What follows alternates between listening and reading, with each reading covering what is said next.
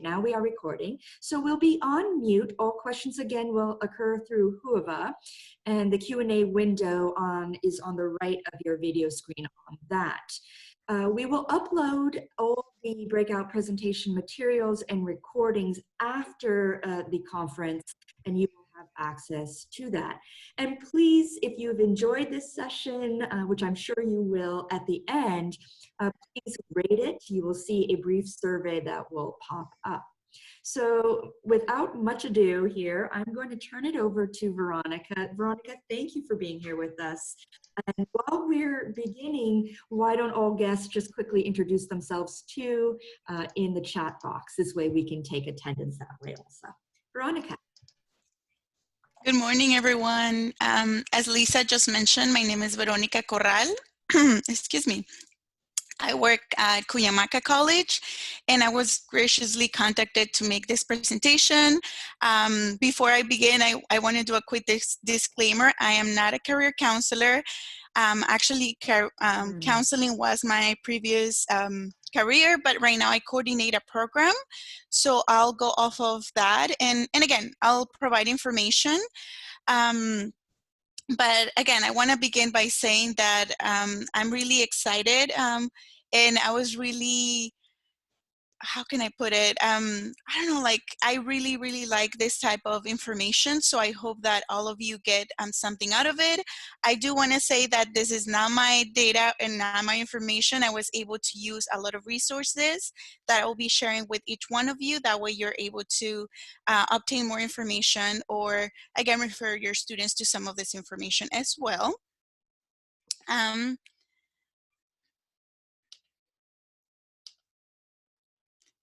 So for today, our agenda is going to be the following. Again, what are the things that we can do as institutions to help in this issue?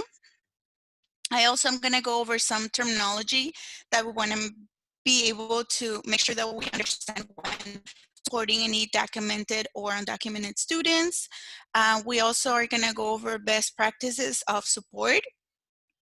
And then I'm going to go into the nitty-gritty, which is, I'm pretty sure, what you're here today, which will be some income and career options for DACAmented as well as undocumented status students. So again, to begin, I want to give you a little bit more information about myself. I actually came to the US when I was 16 years old. I always tell my students I can never say like I understand exactly what they're going through in terms of their status, because I didn't go through the same experience that they did. However, I do feel that my experience as an immigrant has helped me connect with students as well. So I'm going to go over that as one of the best practices, but I definitely want to kind of share out with you all here. So I came when I was 16 years old. To be honest, I had no idea how the system worked here in the US. I was born in Guadalajara, then I moved to Tijuana, and then I came to the US. I didn't know the language. Again, I had been a resident for a couple of years, but I never lived here before. So it was very shocking when I had to come here. And actually for my first year, again, a shocking experience that happened to me. First of all, like coming to a different country, not knowing the language, not knowing anyone.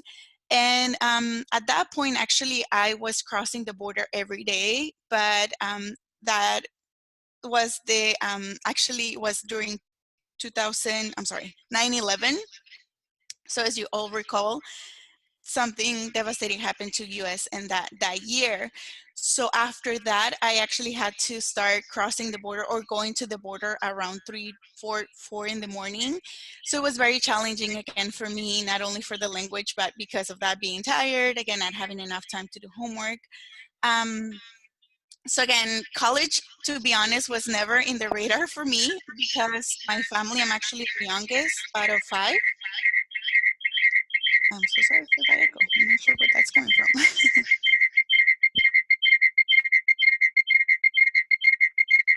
So sorry about that. I'm so sorry. If you wouldn't mind, can you turn off your microphones for me? Yeah, that's all. Thank you so much. I'm so sorry about that. Technical difficulties.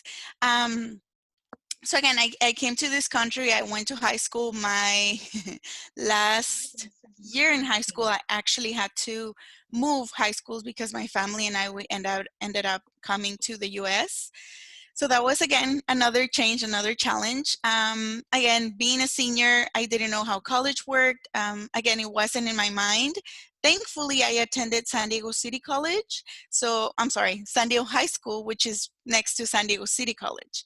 So because of a few friends, I decided to apply. I have to be honest, it wasn't the easiest transition either. My paperwork, like, it took a while to process, financial aid, things like that. So I can only imagine how hard it could be for students who don't have financial aid. And I don't want to outdate myself, but this was back in 2005. So it has been a while for that. So again, I can only tell you that I have, in a way, experienced similar challenges as our undocumented or DACAmented students. Because again, like, the lack of maybe some members of our family knowing how college worked, how to support us, again, being first generation college students, and again, facing other things as well, and sometimes our families not knowing. So I do want to mention that, believe it or not, if you have, and you don't have to have something similar to this, but definitely know that it's very, very important that when working with undocumented students, that you connect with them as much as possible. It doesn't mean that you want to say, I know exactly how you feel, because even if you experienced or had some undocumented like status before, it's probably not the same experience that they had. But again, like, keeping that into consideration, knowing again, how to connect with students, that's definitely something that you want to make sure that you always, again, think of. I do want to share a quick video real quickly, just to give you a quick idea. I know maybe some of you are already working with undocumented students, but if you're not, I really want you to pay attention to the next video for me.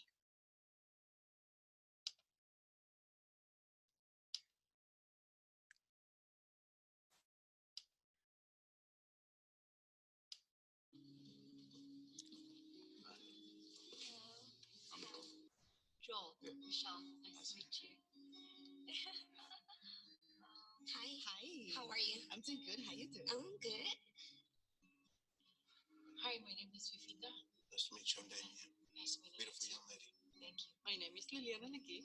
My name is Jamila. Nice to meet you. Such a nice name. Nice to meet you. Nice to meet you. I only do hugs, so I'm not very good at meeting strangers. Hello, I'm Katia. Nice to meet you. Amira, nice to meet you. Nice to meet you. Research with babies. I love kids. I love kids too. Have you seen X-Men? Like the TV show or the movie? Are you familiar with X-Men? Kind of. How old are you? I'm 23. 23, okay. I'm 18. I'm a political science student at UCLA. I was supposed to share something with you. I just needed to tell you a little secret about my story. Veronica, can you put it up just a little bit for the sound? For about 26 years. I guess I want to let you know. You good? I'm good.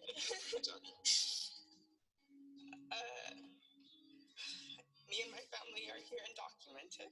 Do you know what that means? Yeah. Yeah. Okay. I am an undocumented citizen in this country, so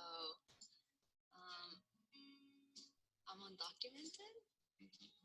When I stayed from school, that I couldn't afford to pay for my school, I became undocumented. When I was in high school, that's when I learned that I didn't have a social security number. That's when I realized that I was undocumented. Okay. I'm so sorry. I just got a quick message that I need to probably want to increase the volume a little bit. I apologize. Let me make sure.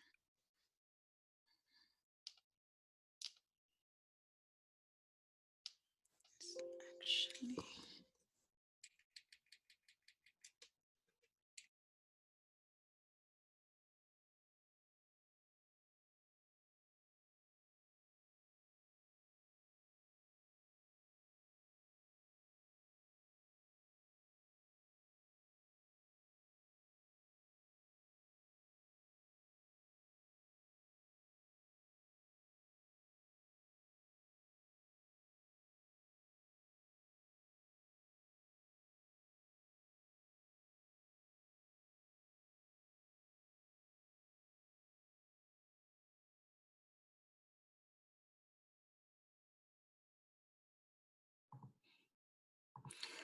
Hi, Veronica. I think we've lost all sound, including yours, from your headphones.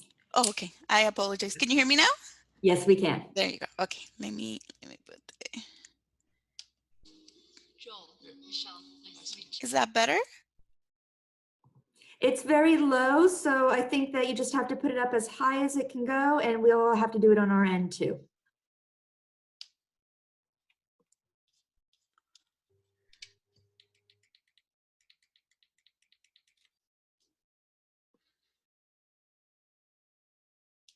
Yeah, mine is already all the way up though. And I can always share the link. Let me see. I apologize. Sure, and that would be a great idea too, to share the link so that again. Okay, thank you. Sorry about that. Have you seen X-Men? Like the TV show or the movie? Are you familiar with X-Men? Kind of. How old are you? I'm 23. 23, okay. I'm 18. Sorry. Share something with you. I just needed to tell you a little secret about my story. Already getting nervous. I have a very big secret I've been holding in for about 26 years. I guess I want to let you know. You good? I'm good.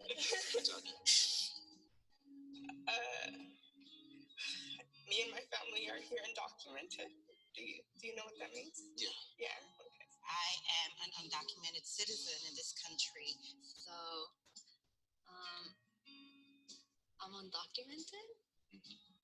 When I stayed from school, that I couldn't afford to pay for my school, I became undocumented. When I was in high school, that's when I learned that I didn't have a social security number. That's when I realized that I was undocumented. Okay. I'm undocumented, and I live with the fear every day. Are you curious where I'm from? Yeah, definitely. What's your guess? Not say Korea. I'm from Buenos Aires, Argentina. Oh, no way. I am originally from the Philippines. Belize City. What I want to do with my political science major degree is go into public health policy and management and, advocate for the rights of undocumented immigrants. I think that, human life is a little bit more important than just like, things that say on paper. I can't really hate on that because, that's how my family got it. My grandparents were undocumented. So I understand. This is the country of opportunity. You're right. I'm about to graduate, so that's terrific. I feel like we should have a hug. Yeah. Okay. Thank you for sharing your story. I think it's beautiful. Thank you so much. Oh, maybe gotta go. It's okay. Thank you.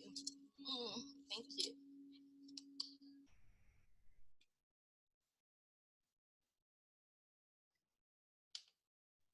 So again, I will definitely share the link. That way each one of you has a chance to hear that.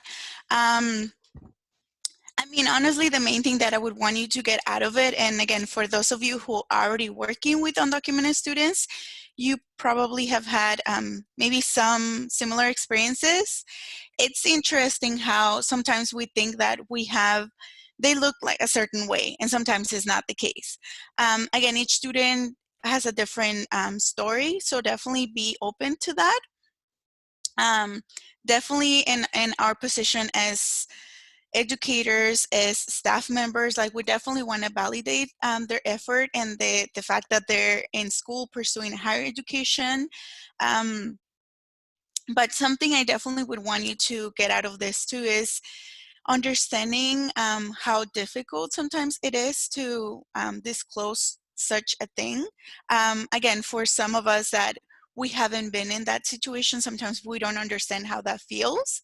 And as one of the students that were there, she was saying it wasn't only her, but also her entire family. So understanding that some of our students come from what we call mixed status families, it could be the case sometimes that maybe they got here at 1 year old and then they had other siblings who they were born in the US. So their situation might be a little bit different. But again, having an open mind and more than anything showing that you care, honestly, that's the main thing. So I just wanted to start with that. So again, I want to go over what are the things that we can do as colleges to support students. Definitely become familiar with your resources. So figure out, with many community colleges, they might have some resources for undocumented students, and their name might vary. Like for example, for Cuyamaca College, we have the RISE program. So it's called Resources for Immigrant Students in Education. But in other colleges, it might be called Dream Center. I know City College is called Subir. So again, being as informed as possible. Again, whether you're faculty, staff member, please, please, please take some time because it could make a difference for a student. Definitely create and encourage students to apply for fellowships. So we're gonna go over that in a minute. And I have a panel that will be sharing how they did some of those things. Referring students to entrepreneurship programs in your campus, and I'm gonna go over the why in that. Again, advise students to take business classes, and again, I'm gonna go over that in a minute as well. Definitely promote and support worker cooperative business. And again, all of this is going to make sense in a minute. Identify any local service providers to eventualize.org. Again, I'm going to explain that too. And if possible, again, especially if you're working with a program specific targeting or assisting undocumented students, maybe creating something specific to them, because again, that will show how much you care. Again, if it's in your hands. And again, I'm gonna show different examples for the why of these things.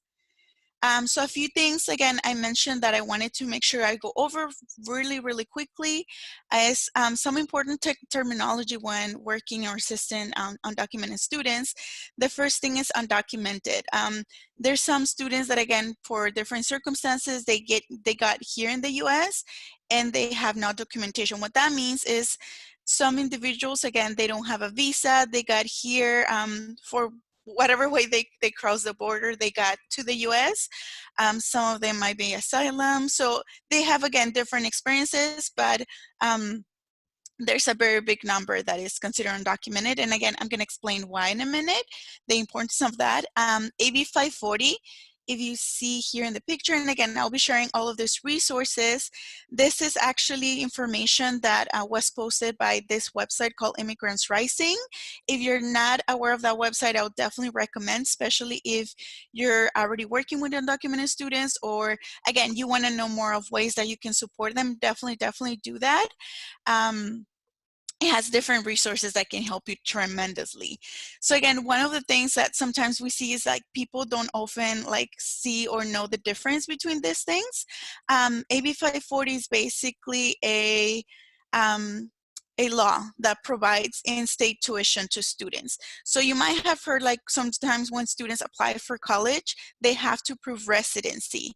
And that doesn't mean, whenever you hear that, and please know this, because students freak out about it too. Like in their mind is, oh, residency in terms of immigration status, and that's not it. That means like they need to provide documentation to the admissions office at the college, whether or not they have lived and paid taxes, or again, like basically live in California for more than a year. For most of our students, again, depending on the circumstances, they fulfill that requirement if they attended a high school for 3 years. And they will fulfill that requirement by just submitting their transcripts showing that they attended California high school for those 3 years. But there are other ways too that they can do it. Again, depending on the circumstances of the students, some of our students might have 1 or 2 years in high school, but they still need to finish GED. So again, figuring that out, like what the situation of the student is, but do know that all like residency officers, basically the people who will assist the students to clear that status, are definitely open to help the students as much as possible. The other thing I want to talk about real quickly is the California DREAM Act. So for some of you, you might be familiar with the FAFSA, the free application for federal student aid. So that free application includes federal and state financial aid, and that's usually given to US citizens and permanent residents. However, because of either undocumented status or AB 540 or DACA, some students do not qualify to do FAFSA. So the part that can get a little bit tricky is, remember, with DACA, they obtain a working permit and a social security number, but it's not sufficient and it's not considered U.S. citizen. It's not a change of status. So they cannot really use that to complete the FAFSA. So any students, again, under these circumstances, they actually have to complete the California Dream Act. So we're actually very fortunate that in our state, there's some financial aid available to our students. But I do want to clarify that it's only state financial aid, it's not federal financial aid. So it is limited. And if you think about it, for students that do qualify for FAFSA, they qualify for federal and state financial aid. So I hate calling it this way, but in a way, our undocumented or DACAmented students are competing for financial aid with other students as well. So I always tell students, complete your application as early as possible. Now it opens up in October, preferably way before March 2nd, but March 2nd is the deadline for them. So again, very important information that we want to make sure our students are aware of. And again, the last thing is the DACA, which is Deferred Action for Childhood Arrivals, which is the permit that they obtain to work in the U.S. And I'm going to give a little bit more information on that as well. But again, I do want to clarify, it does not provide protection in terms of like them being considered residents or U.S. citizens. So real quickly, again, I want to go over some of the best practices that we have seen. Again, this is and me in terms of talking about my campus. I will definitely encourage you to take some time to talk to your students. Something that we did at Cuyamaca before we kind of rebranded our program was we conducted focus groups in which we basically asked the students for their feedback in terms of how they would like to be identified. For some students, undocumented, they don't feel safe with that word. Dreamers, some of them feel like, no, that's not me. So we just wanted to make sure that we, in a way, included and took into consideration the main stakeholder for this type of things, which is our students. Again, one of the best practices that I can tell you is inform yourself. I already mentioned it before, inform yourself of any program, support system, support services that is on campus. It doesn't mean that you have to memorize everything and know it to the T, but the important thing, to be honest, is knowing who you can refer students to. So again, if you're not working directly with undocumented or DACAmented students, knowing who you can send them to is extremely valuable, because to a student, it's not only like, oh, go to admissions or go to financial aid. It's honestly, when you give them a name, then they feel taken care of and more connected. Again, some of the colleges might have what they call a task force. That's something that we have at Cuyamaca. So for instance, we have the RISE program, which again, assists the students, but within that program, we actually have a person assigned from admissions, a person from financial aid. We also have our students apply for EOPS if they qualify. So again, they maximize what they are eligible to receive. So for example, if they apply also to Pathway Academy, which is Title V at Cuyamaca, I know, okay, this student needs to talk to this person in financial aid. So again, I don't send them just to financial aid, especially with everything happening right now. It's very, very important to not so much doing a hand holding for them, but really letting them know, okay, this is who I'm going to send you to. Again, establish a connection with students. We just saw it, how like the students might have felt like uncomfortable first when they disclose their status, but after they start feeling like, oh, this person is hearing me out, is taking the time, is not judging me, like honestly, that goes speaks so loud to students. And create a safe space. So for instance, what we have at Cuyamaca is, I'm actually the facilitator for Undocu Ally training. And basically with that, we give more, in a way, more training, more education to our staff, and our students actually are also part of that as well, because we feel like it's super important for the students to have a voice, and for staff and our instructors to also hear what they have to say. So again, creating a safe space, we usually provide anybody that is part of this training with a little certificate that they can put on their office. So that way the students know, okay, this person went to the training and I can feel a little bit more safe with them. Again, connect with services offered at your college is super important. Again, it doesn't mean that you have to memorize everything, but knowing who you can send the students to. Again, for instance, like with our program, with RISE, we have a counselor part of the program. Unfortunately, as many of you know, she's only part-time, so we're limited in terms of how many hours she's doing with students.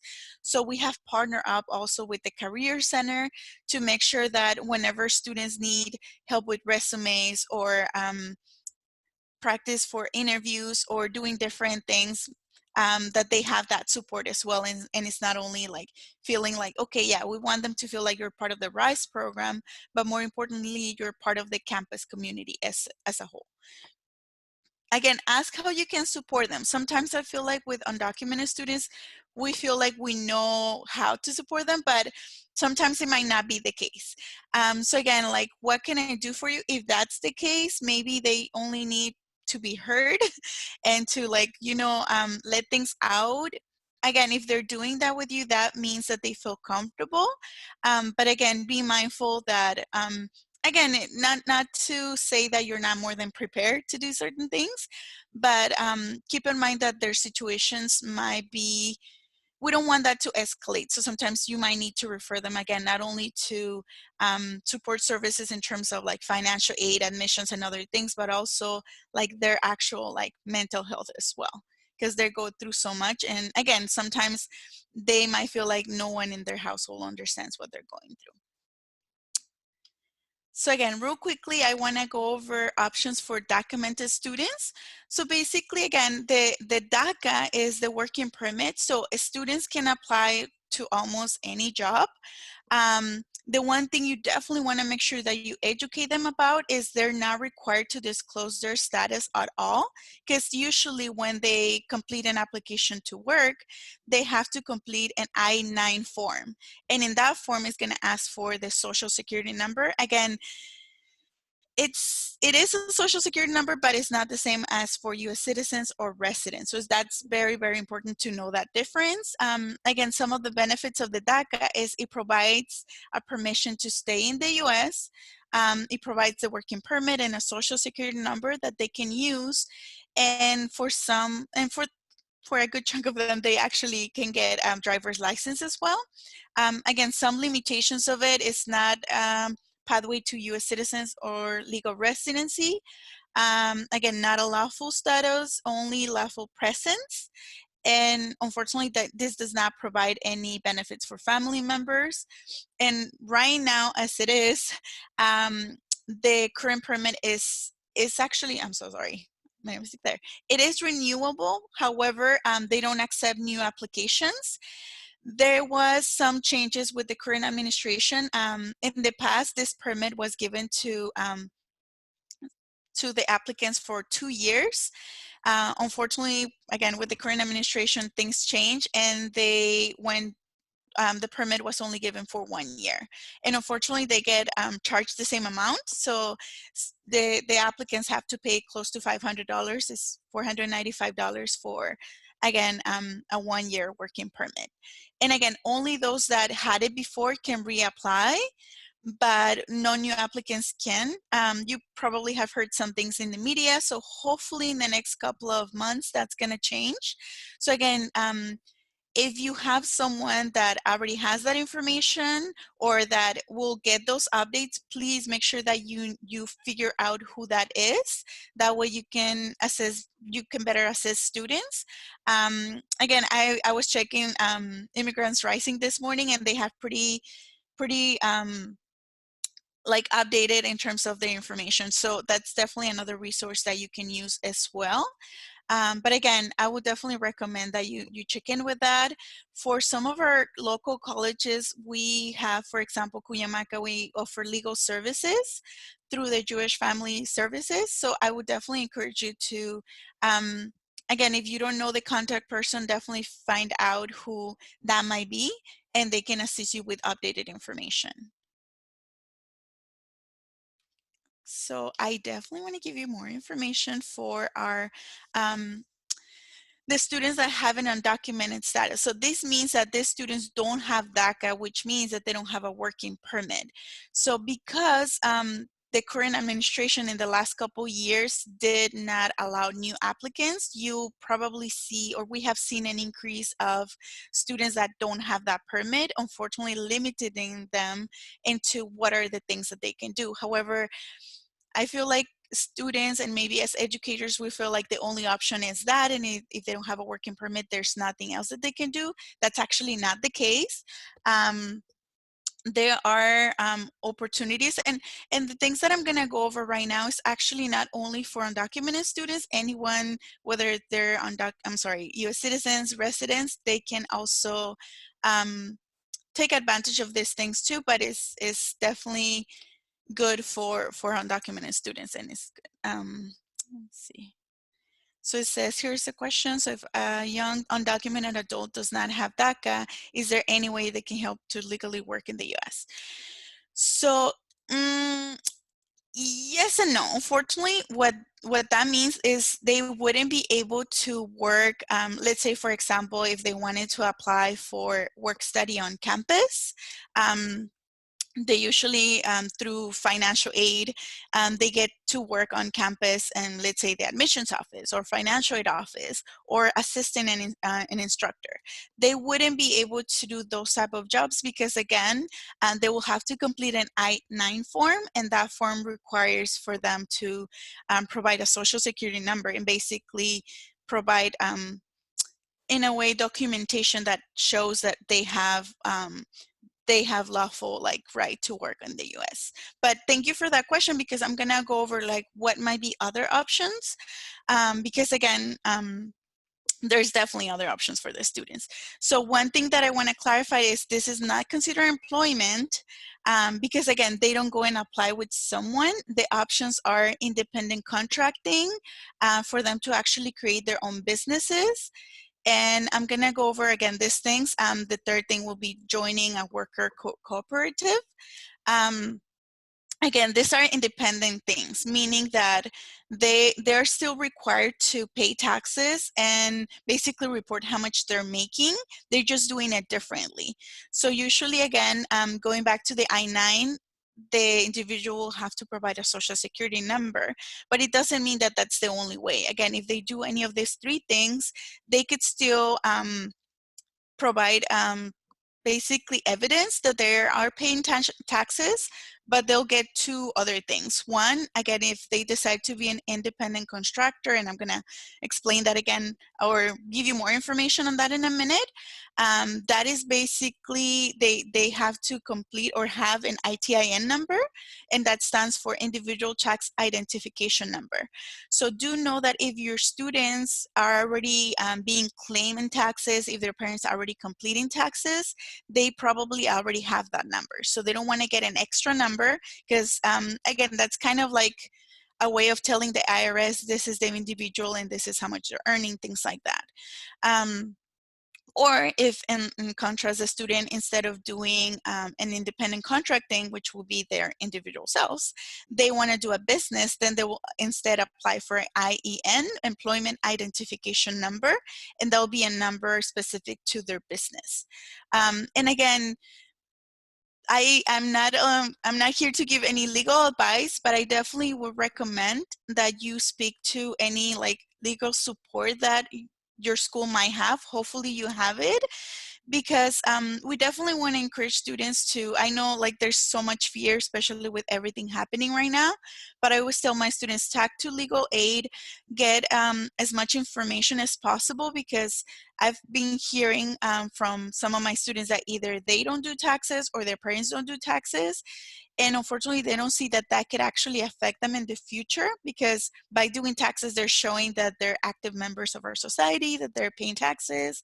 That's one of the things that the misconceptions that some individuals have about undocumented individuals in the US, that they don't, they basically don't have to go through the same process as others do, and they actually do pay taxes. They just unfortunately don't get anything back.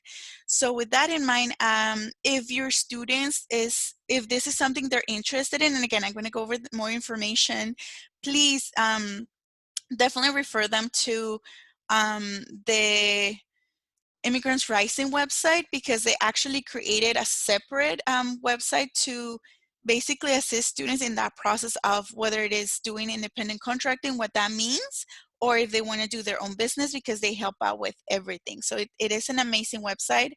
I would definitely recommend for any of you to go. And I'm actually going to share a little bit of that right now. Hopefully the sound is better than the other one.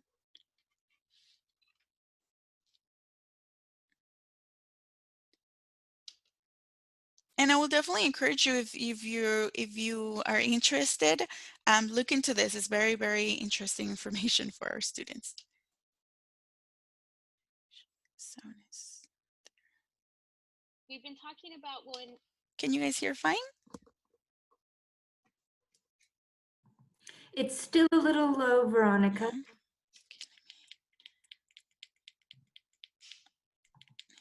sure.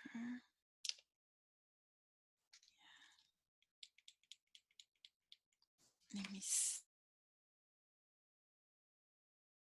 Other webinars, we're talking about independent Is that a little bit better?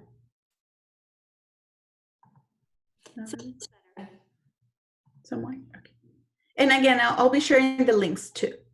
And we want to make sure that you know the key differences. Although these are not the only differences, we want to make sure that you get an idea of what some key differences are. So for one, independent contractors usually do not have employees. And clients hire you directly as an independent contractor. Whereas as a business owner with a formal business structure, your likelihood to hire employees or other contractors. In addition, clients see you as part of your business, and they in return hire your business and not necessarily you. And one example of that can be, actually, for example, if you're going to go get your taxes done by, let's say, somebody that you know that can do taxes and does it maybe out of their house only during tax season, they may not necessarily be employed or working at H&R Block or at Dun and Dun Taxes. Those folks would be independent contractors if they don't have a formal business structure. In return, however, if they have a business structure, you may hire an agency, for example, Dun and Dun Taxes, H&R Block, who will then assign somebody else, their employee, to actually be your tax preparer. So that's one example with the way to think about the differences between an independent contractor and a formal business.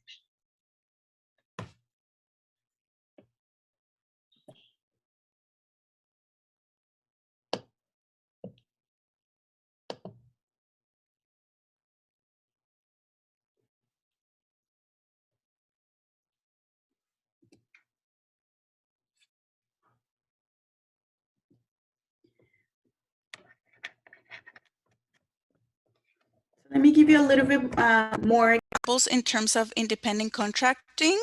As the video explained, that one is basically the individual worked on their own offering services. So for example, these are some of the things that our students could do. They could offer tutoring services, they could do website design, social media managing, marketing, data analytic. And if you recall, most of this, except with tutoring, like students could do like maybe certificates at your campus, or I mean, depending on their major as well.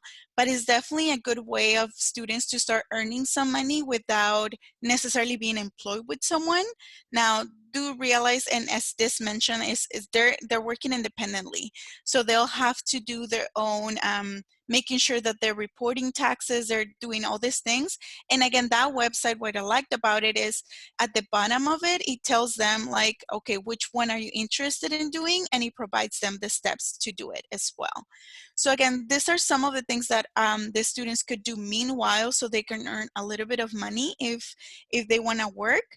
And if you think about it, if that is related to their major, it's really going to help them as well to build their resume. So it's an excellent way of them earning some money.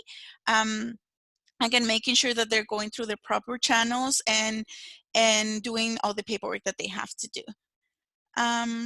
So I will be sharing this with each one of you. So if you have any student who might be interested in this, they, again, in Immigrants Rising, they have this really cool guide that is called 5 Tips for Educators to help students, again, get started with the idea of doing either independent contracting or freelancers.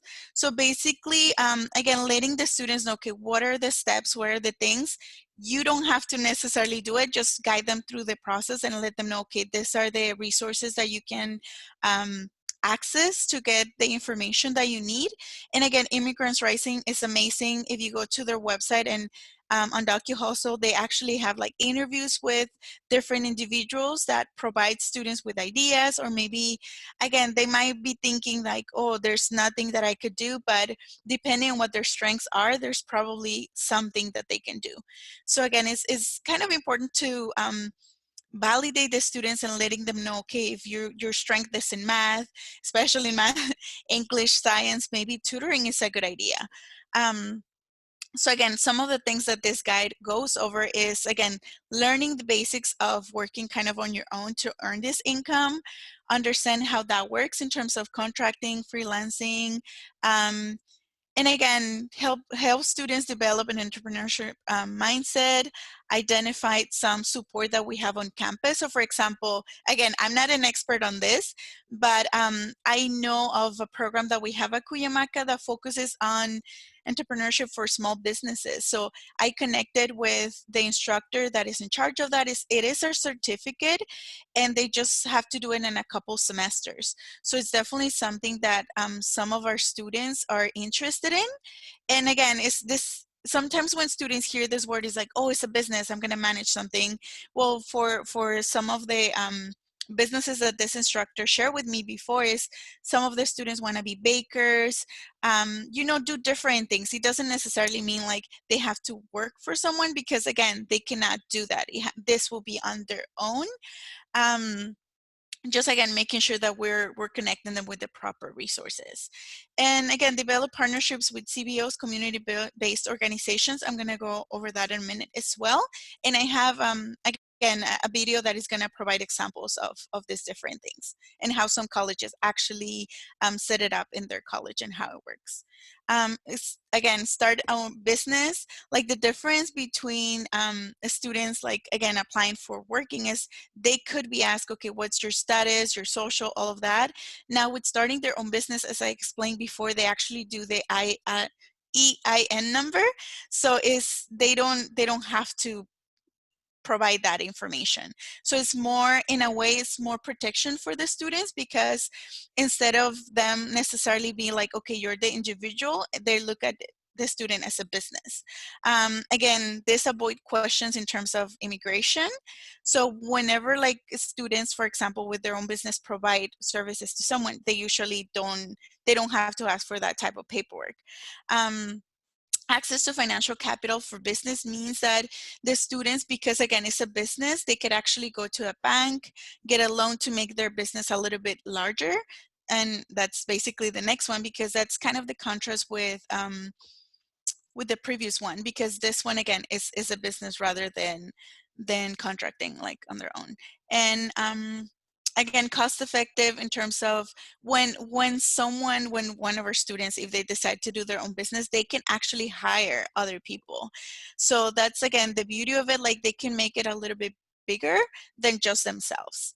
And one of the things I mentioned at the very beginning is kind of educate yourself of some of these resources. Again, you don't have to know the ins and outs, but one of the things I found is that if the students are interested in beginning a business, if they visit this website, venturalize.org, they can actually put their zip code, and it tells them like what would be the resources around their area to start supporting their business as well. So it's very interesting things out there for students. And again, as I mentioned, if you visit the Immigrants Rising, or if you just want to send it to the students, they are very various of students sharing like how this helped them. And basically one of the things I also found is before DACA was in place, this was the way that a lot of students were basically obtaining an income before, because DACA wasn't in the picture. So they didn't have that working permit available. Worker cooperative. So if this is too much for a student, because think about it, a small business means they have to do tax forms, they have to make sure that they're keeping on top of like payroll and other things like that. If it's too overwhelming for students, there are also these worker cooperatives, and it's basically kind of like a legal buffer for the students, and it's like a middleman. So it's the student, and then there's a cooperative, like a group of people that they're part of. The student is the one doing the work and the service. They just, again, that middleman is the one that receives the money, but then the student gets paid. Now, the beauty of this is because it's part of the business model, they I believe they get portion of their payment deducted, but that means, like, again, they're saving up that money, and some of it because of the support that they get. So meaning that the students wouldn't need to worry about doing the payroll and all of that. This cooperative will do it for them, but again, they're co-owners of their business. It doesn't mean that they're working for anybody, because they're under the same circumstances. They don't have the social, again, they're investing in a business, and they definitely have a vote on the decision making and how the business runs.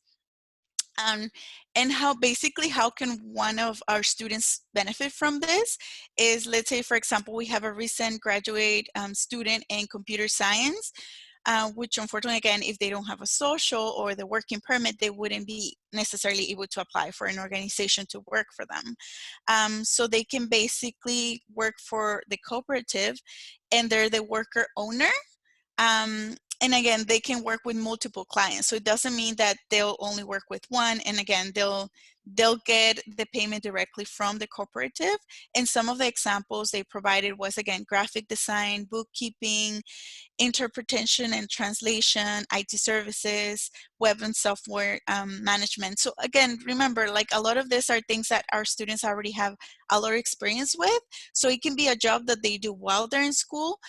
Like, for this student, it could be great to have it maybe even before. I know our students always have that question, like, how soon should I have like this experience that I need? So definitely I would recommend for them to do it sooner rather than later. The last thing I want to go over is fellowships. And as you know, basically a fellowship is a way to support students in like their education and professional development, regardless of work authorization. So that's the beauty of fellowships. And again, that provides with either a stipend, like a scholarship, and they basically are part of like assisting someone in terms of a pursuit of study, of research. I mean, the beauty of this is the students get the experience they need. Now remember, they're not working for someone. This would be like, okay, they are obtaining professional development or professional experience through this. And this could actually be sponsored by colleges. Obviously, it depends on the budgets and other things. They might need to be allocated a little bit differently. And again, Immigrants Rising offers like steps that you can do at your institution if you're able to set this up. Or again, I will definitely figure it out. I believe that the first place that you might want to check if that's even available at your campus will be the financial aid office. But again, it's something that is out there. So hopefully, if you are able to and have the power of it, I would definitely recommend it. If you're not necessarily the person directly working with undocumented students, this is a great idea to maybe establish at your college, because again, the students really, really need this support. And again, we see that they get great experience. Most of them have excellent grades. It's just having this extra thing that they have to do that they don't always have access to. So real quickly, I want to show you a quick video. I'm so sorry that I know that this sound system is not the best. I'm not exactly sure why. And again, I'll be sharing the link as well, because this one is particularly important because it talks about those three things that we said. And you might want to see how that's going to be established if you're interested in establishing something like that for your students. It's just very important to have that support. Let me claim.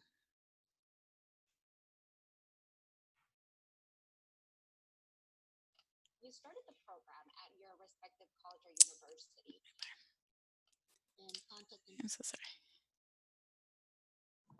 Can you guys hear fine? Lisa? This one is very low, Veronica, to hear No? on my end. Let me try.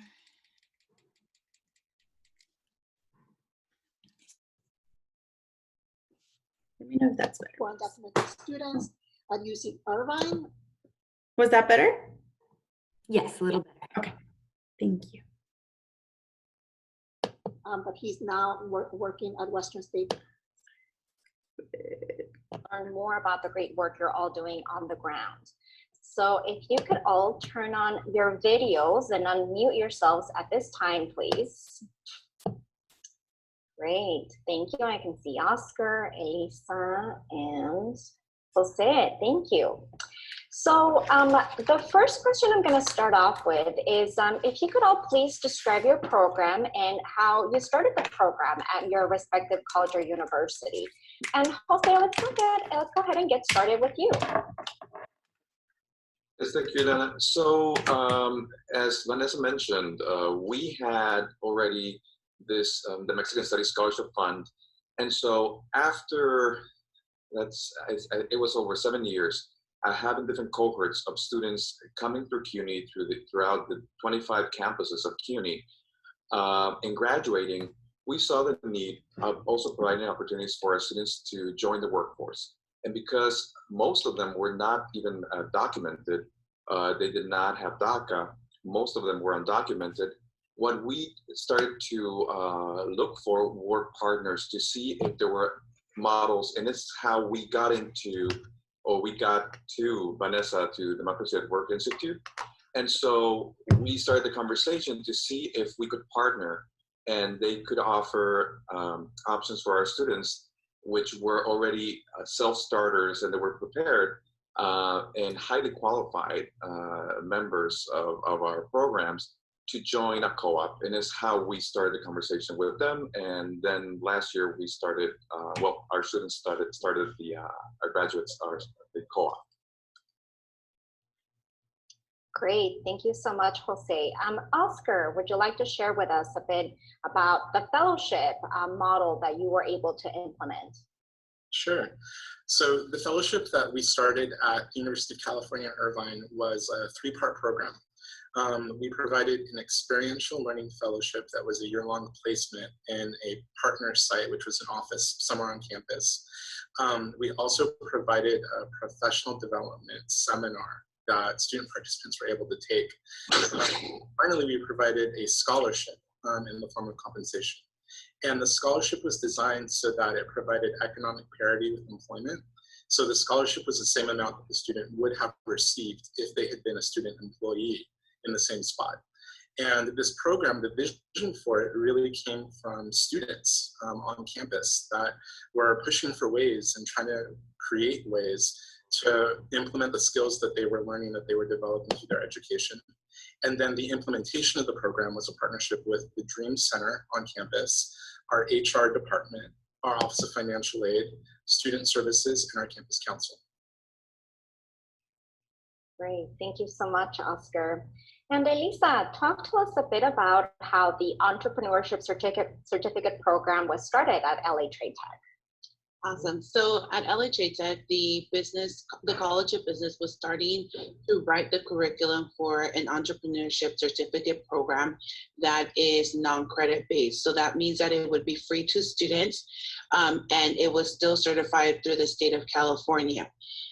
What we wanted to do is incorporate that with the curriculum that Immigrants Rising has included in their resources, which are webinars and workshops specifically to help our undocumented students understand how to navigate and set up an actual business, whether it was how to get their ITIN, how to do proper taxes, bookkeeping. So what we did is we used what the curriculum is, which is laying the foundation and theoretical background on building a business, and then adding the workshops specifically for our undocumented students. And it was a collaboration with the academic side and the student services side.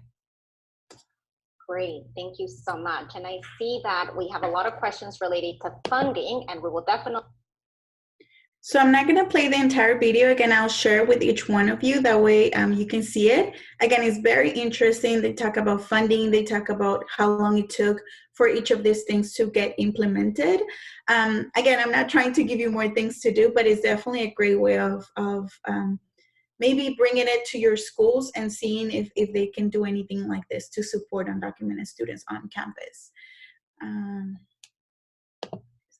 Make sure. So real quickly, I just wanted to go over, because some of you might be very familiar with this. We have a variety of students that have, again, interest in terms of being or majoring in business, some type of like branch of medicine, public health, nursing, engineering, law, social work, or education. So again, this is another great resource that Immigrants Rising has in terms of, okay, what are the steps for that? Unfortunately, some of the things that I found was that unfortunately there are some obstacles for students to complete some of these majors. And not that they're not able to, but unfortunately because of the lack of financial aid. And one thing I wanted to clarify is that financial aid that I spoke about earlier, the California Dream Act, it only covers the students up to when they obtain a bachelor's degree. After that, that's when they definitely want to apply for fellowships and other things as well. So if you have any students interested in pursuing something after a bachelor's degree, unfortunately, that's one of the biggest obstacles that they face. Again, something else that you'll find in the Immigrants Rising page is they actually post a variety of scholarships.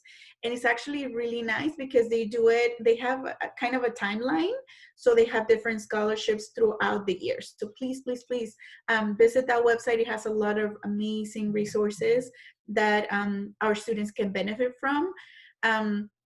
For some of these majors, as you know, like they actually request for them to report like their social security number. I believe that's mostly for nursing. Some of them, again, have a background check, so it can actually like potentially affect the students. And again, sometimes they cannot really go through the process the same way that other students. Licensing, unfortunately, it is an issue. And for some of this, because of the background check, they are not able to actually complete their required hours that they have to do for their degree. So for instance, I know nursing is a big one in the US. I believe there's 2 states that don't have that requirement, but remember, if your student goes to a different state and then they wanna come and work here, it's not gonna work. Like they have to actually have to complete their license here. And again, unable to do these things because they don't have a DACA permit. So one thing I would definitely recommend is hopefully things are gonna go back to them applying, or I'm sorry, accepting new DACA applications. Please encourage your students to, again, hopefully your college has this legal aid support services for undocumented students. If that's the case, they can actually do a consultation to figure it out if they qualify for it. We definitely don't want them to pay $495 to find out that they don't qualify. But if they do, they will let them know ahead of time, okay, these are the paperwork you want to start like putting together, maybe apply for a scholarship if they don't have the money for it, different things like that to, again, provide guidance ahead of time. Real quickly, I believe I already mentioned this, but some of the things that we're doing at Cuyamaca is we have an assigned counselor for undocumented students, assigned peer mentor, which students actually decided they wanted it to be an undocumented student just because they shared that experience. Assigned staff members, again, in financial aid, admissions, and other offices too. And we provided an Undocumented Action Week. I believe most of the colleges did, and I was really fortunate to work with a lot of colleges in the region. And we also, again, complete Undocu-Ally trainings. So anything like that that you can be part of is amazing because that really shows the students how much you care about helping them. These are some of resources that I wanted to share with you that you definitely want to make sure that, again, maybe you want to visit their websites to make sure that you have a little bit more information if you can. Again, I don't want to give you anything extra, or maybe you might want to share this presentation with, again, the individual that is in charge of the program in your campus. So I'm so sorry, I know I'm running out of time, so I definitely want to give some time for questions if you have any. Veronica, I don't see that we have any questions at this time, but people can feel free to post them. The Whova will be available for, I believe, several weeks. Materials will go up there, recordings. And if you liked our session today, please rate it. There's a little rate session button. There's a like session button. Somebody did that one already. Thank you very much, Veronica. That attests to your great job today. Also, if you can, I would love everybody to turn on their screens right now so that I can document this wonderful moment and take a screenshot before we move on to our next conference presentation. I really thank you all for being here, for listening to us, and for being part of our community today. Veronica, thanks. And do you have any final things you want to say, Veronica? I just wanted, I don't know if I'm able to, or if you can share my email for me. So I was trying to put it on the presentation and it didn't really work. Oh, sure. I can do that in the chat. If you chatted to me on Zoom, I can put it on to everybody.